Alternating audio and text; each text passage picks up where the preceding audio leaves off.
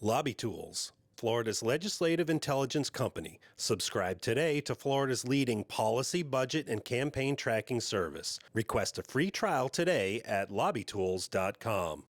Trans activists at the state capitol say their community is under attack.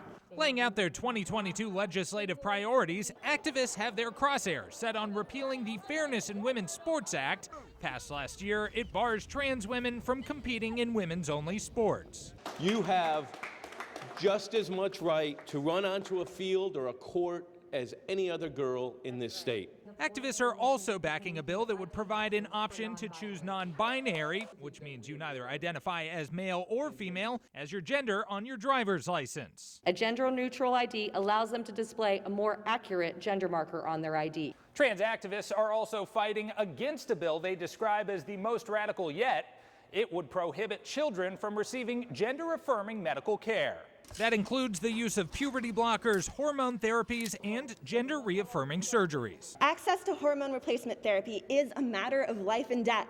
But the odds are likely stacked against the passage of either bill supported by the trans community. Sponsor of the Fairness in Women's Sports Act, Kelly Stargell, says her view on trans athletes competing on women's sports teams hasn't changed. Women should be playing women's sports with their muscular makeup and not be playing against men, biological men. The trans activists say they believe Republicans' actions on trans athletes will backfire in the 2022 election. Only time will tell whether the issue will translate to a Democratic edge at the ballot box. Reporting from the state capitol, I'm Jake Stofan.